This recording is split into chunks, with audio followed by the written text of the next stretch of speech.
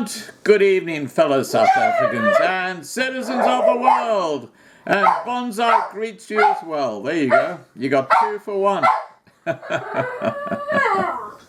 Now, we had a fantastic live stream earlier tonight.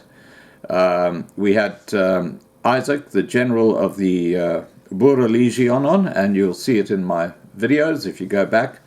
Fascinating discussion.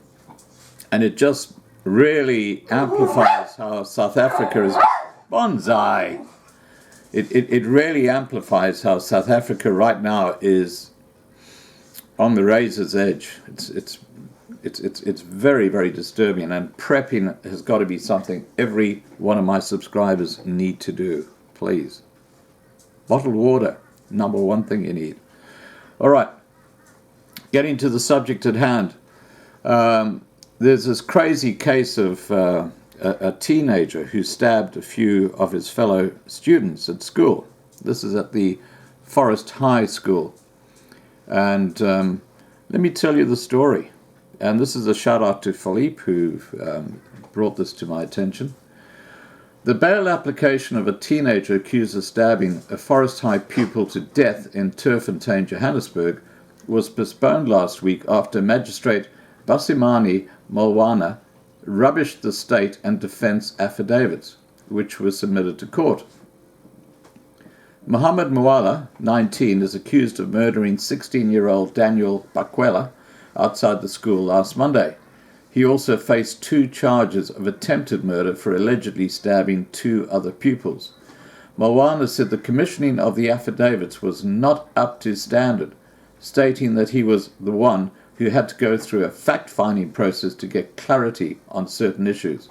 He granted Mwela 5,000 Rand bail on Monday. Now, I have to tell you that this is quite interesting because I've received the actual police reports from a particular police station where they actually have a printout and they got like it's all on a PDF form.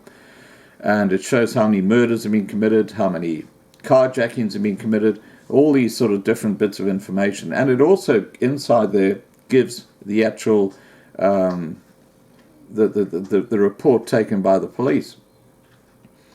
And obviously I can't publish that on the internet because, it's got names, addresses, and all that sort of stuff. So I just can't do it. But what I found was that the actual testimony taken by the police officer in every single one of those reports was absolutely inadequate.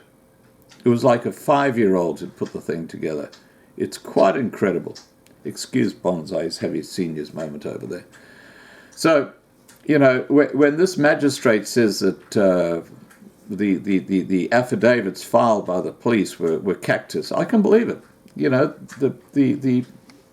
The reports I saw, it's actually a police station in Gauteng, just for the record, but the information I saw on those police reports was just absolutely ridiculous. It just was, as I say, a kid in year 6 could have done a better job. But let's continue with the story about the Forest High.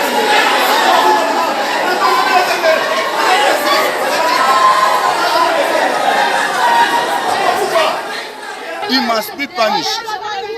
You understand? He must be punished. And after that, they can take him out so you can learn a lesson. You understand? He must know that killing is not good. You understand? Because after 1 week, he's out. I'm telling you, brother, he will go back to school. Even they change him the school, he will go again. He was gonna kill. He knows that my parents, they give me 5,000. This is not fair.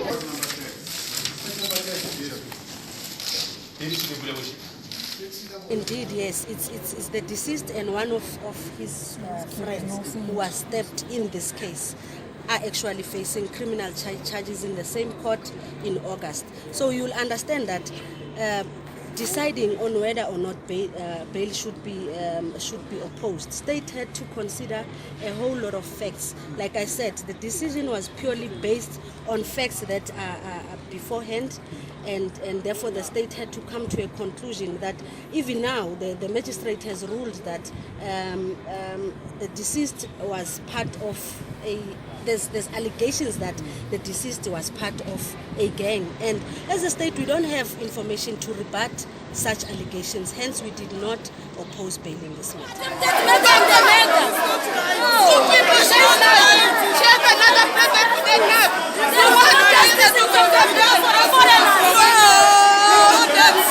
day we are dying. Our children are dying. We don't have to take care of the responsibility. No, it's not that right.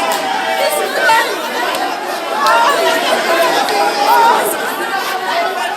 Parents at Forest High School in Turfentine, Johannesburg, have reportedly threatened to shut down the school if a pupil who is accused of stabbing 3 other pupils on Monday, killing one, is allowed to return to school to complete his exams. Daniel Bakwela, 16, died in the attack. And apparently the allegation is that he was a gang member. So there's always two sides to the story here, so we don't know what's actually happening there. According to Tux FM and EWN, parents did not want the 19-year-old boy back on the premises, even if he was granted bail, which he was. On Monday, Gauteng police arrested the pupil who was on the run following the incident. Police spokesman Captain Mavela Masondo said the suspect fled the scene, but police were able to trace him to Dobsonville in Soweto, where he was arrested. The motive is unknown at this stage, and police investigation is continuing. Mohammed Mwela appeared in the Johannesburg Magistrate's Court on Thursday on charges of murder and attempted murder. The bail application of the 19-year-old suspect was, however, postponed.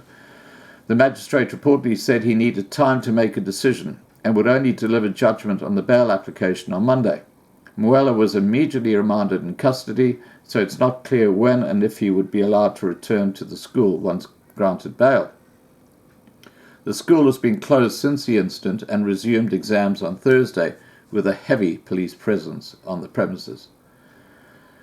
It was reported on Wednesday that conditions at the school are dire and akin to a prison. The school should be called the Forest High Correctional Service. When you get into the toilet, the older guy tells you this is not a place for small boys and you're forced to pay money, a pupil told the paper. They also tell you that to massage their... I'm not going to go there, but you can... This is pedophilia. And make them... I'm sorry, I'm not going to say it. Almost 99% of the school is either on weed or some kind of a drug, another pupil reportedly said. According to another pupil, 2 rival gangs, the South Top Kids and the Italian Destruction, Vele, had members inside and outside the school. The paper quoted a pupil who said gang fights were the norm at the school, claiming that Bakwela and his friends were gang members who fought with suspect's gang on a regular basis. They were carrying sjamboks and bricks, and the suspect, who had been attacked, took out his knife and stabbed 3 boys from the STK gang, said a grade 11 pupil. According to Gauteng's Education MEC, Panyaza Lesufi, the stabbings occurred after a scuffle had broken out between the victims and the suspect last week. Lesufi said the suspect had been writing his examinations on Monday. The 3 victims who had no examinations scheduled for that day were allegedly waiting for him outside the school. As I said, there are two sides of the story, but you can see what's happening in these schools in South Africa. You got gangs, you got drugs, this is not what education is all about. It's absolutely chaotic. Welcome to post-1994 South Africa. All right, guys, please remember to subscribe to be kept informed. Ring the bell for the updates, and have a great evening.